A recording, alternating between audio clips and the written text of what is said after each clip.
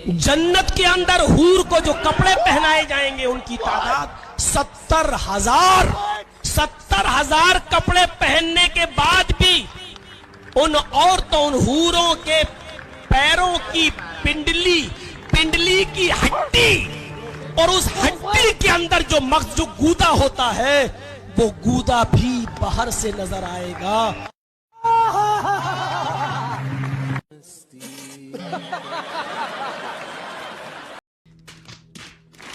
जय श्री राम सभी सनातनी भाइयों को। तो स्वागत है आपका एक नई वीडियो में। दोस्तों कमेंट्स बॉक्स में जय श्री राम का नारा लगाकर चैनल को सब्सक्राइब जरूर कर दे। तो चलिए।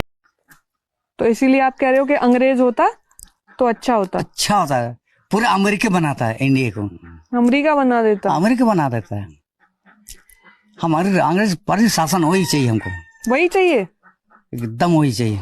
तो अभी ये जो चर्च में आप जाते हो तो ये लोग बोलते नहीं है कि वही वाला शासन लाएंगे? बोलते हैं, लेकिन दो पट्टी हो जाता है। कैसे? एक विरोध करता है, एक अच्छा सुझाव देता है। अच्छा, विरोध कौन करता है? दुश्मनी लोग। जैसे जर्मन वाले या ये रोमन वाले? ना, मिशन लोग सब ठीक है, मिशन वाले सब ठीक है, क्रिश्चियन सब ठीक है। अच्छा, नॉन क्रिश्चियन विरोध करता है।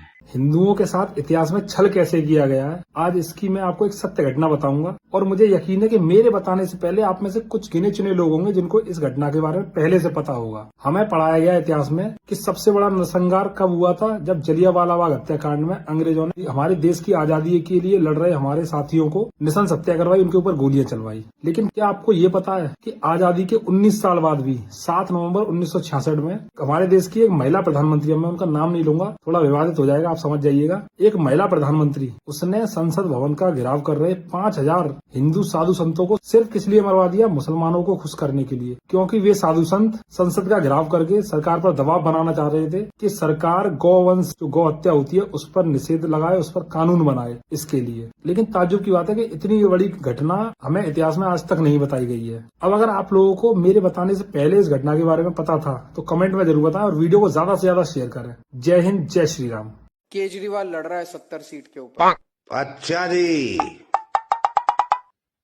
इस पचड़े में मत पड़ना किसको टिकट मिली, किसको टिकट नहीं मिली, इसको टिकट क्यों नहीं दी, उसको टिकट क्यों नहीं दी। ठीक है, मेरे चेहरे की तरफ देखना। भाई बात सुन लो केजरीवाल साहब, यदि मैं आपके चेहरे की ओर न देखूं ना, तो फिर तो आप चाहे मेरे को भी टिकट दे दो, खुद विधानसभा की, मैं अपने आप को भी वोट ना दूं। अब की बार केजरीवाल दिल्ली से बाहर, जलेबी खाक है। झारखंड सरकार ने, मतलब हेमंत सोरेन जी ने पिछली बार वादा किया था कि हम 5 लाख युवाओं को नौकरी हर साल देंगे। लेकिन इस मामले में और मामले में उन्होंने काफी काम किया है, इसमें दो मत नहीं है, लेकिन इस मामले में वो बिल्कुल ही पीछे रह गए। जबकि 5 साल का ये नहीं कहूंगा कि बिल्कुल पीछे रह गए हैं, काम हुआ है, मगर अगले 5 साल में एक्सेलरेटेड तरीके से काम होगा। हमारी सरकार, सब लोग जानते हैं कि जो बीजेपी की सोच है वो आदिवासियों के खिलाफ सोच है। झारखंड के चीफ मिनिस्टर को बीजेपी ने अरेस्ट किया है।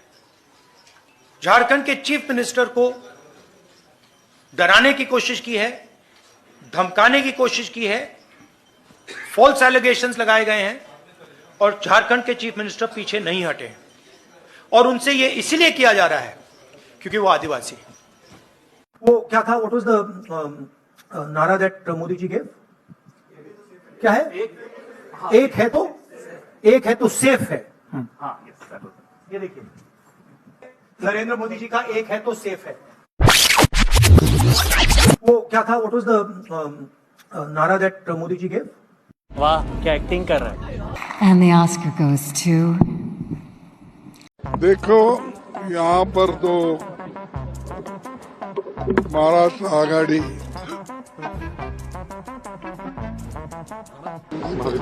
महाविकास आघाड़ी सत्ता में आने वाली है। पता नहीं, शायद मेमोरी लॉस हो गया है। बेचारे भूल गए होंगे, टेंशन बहुत है ना। कि आपके क्षेत्र से नशा ले जाकर के वहाँ बेचा जाता है? बंद कर सवाल पूछे ना, बात करता है तू यहाँ पे, सवाल है ना ये। बंद कर, मिजाज को निकाल इसको। मालिक कहें, मालिक कहें, मारेंगे। इस तरह मत करिए, माले का कैसे? आपका बिहार से देश से चल के अपने माँ के पास आए और अपने खून से हम आशीर्वाद लेने, दीजिएगा ना आशीर्वाद? बेटी दीजिएगा ना? ओ बिटिया दीजिएगा ना? जो अब जोर से नहीं बोलिएगा तो नहीं दीजिएगा ना आशीर्वाद? नहीं देंगे, हम लोग बीजेपी में देंगे। बीजेपी में देंगे।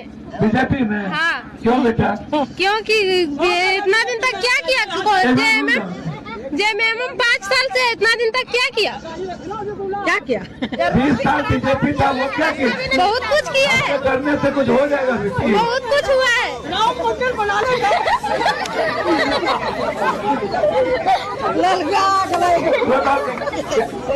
अब तो आशीर्वाद लेने आए हैं बेटा।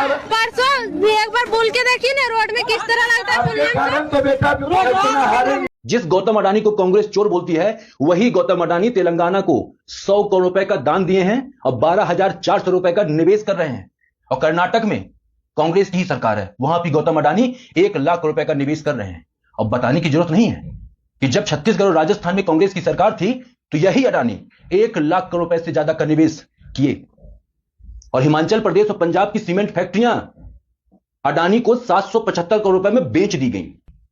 मतलब अडानी चोर है और कांग्रेस शासित राज्यों में जाते ही ईमानदार हो जाता है। हाँ, ये सच है कि मैं एक हिंदू परिवार में पैदा हुई थी।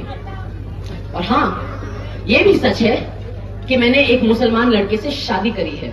किसी नवजात शिशु को जन्म लेते ही 30 सिगरेट पीने जैसे विष को फेफड़ों में भरना पड़े तो उत्तरदायी कौन है? केवल स्कूल, ऑफिस या बाजार आने जाने में आपके जीवन के कुछ घंटे प्रतिदिन कम हो रहे हो तो उत्तरदायित्व तो किसका है? आप टैक्स भरते हैं जो पहले से अधिक हो, पर आपको दीपावली के पटाखों का कारण बताकर दिवाली के 2 महीने बाद तक हर एक दिन धुआं श्वास में लेना पड़े तो दंड का अधिकारी कौन? यदि देश का पर्यावरण मंत्री कुछ भी करता ना दिखे, यदि राजधानी की मुख्यमंत्री झूठे आंकड़े देकर प्रेस कॉन्फ्रेंस करती रहे, यदि पराली जलाने वाले किसान सैटेलाइट को धोखा देने के लिए 4 बजे के बाद जलाने लगे तो आम जनता क्या करे? यदि सुप्रीम कोर्ट कुछ भी उचित और आवश्यक करने की जगह दीपावली के पटाखों पर प्रतिबंध लगाकर तात्कालिक समाधान पर केंद्रित रहे तो सामान्य नागरिक कहां जाए? सत्य यह है कि कोई भी इस विषय पर गंभीर नहीं है। सत्य यह है कि किसान, ट्रांसपोर्टेशन और कंस्ट्रक्शन के कारण 90 से अधिक प्रतिशत प्रदूषण हो रहा है, लेकिन तीनों ही लॉबी को कोई भी पार्टी कुछ भी नहीं कर सकती। यही कारण है कि यह चुनाव का विषय होता ही नहीं। यमुना की याद केवल छठ के समय की झांक दिखाने में आती है। होना यह चाहिए कि प्रधानमंत्री से लेकर मंत्रिमंडल के हर नेता और सारे सांसद, पूरी दिल्ली के सारे विधायक और मुख्यमंत्री, सुप्रीम कोर्ट के सारे जज आदि को दिल्ली की धुंध भरी दोपहरी में बिना मास्क के हर दिन 5-5 घंटे हाथ पांव बांधकर छोड़ देना चाहिए। ये सब के सब निकम्मे हैं जिनके अपने घर पेड़ों से घिरे हुए एयर प्यूरिफायर से भरे हुए हैं, जिन्हें हमारे बच्चों के स्वस्थ फेफड़ों में इनके निकम्मेपन से जन्मी काली हवा जाने से कोई फर्क नहीं पड़ता। मेक देम अकाउंटेबल, पूछिए इनसे टैग करके कि ये सब है। तो कराने का चल रही है, लेकिन आप ये देखेंगे इसमें दो राय नियम, मतलब अगर ईमानदारी से बात की जाए, हरियाणा का बहुत ही रेयर पोर्शन है ये।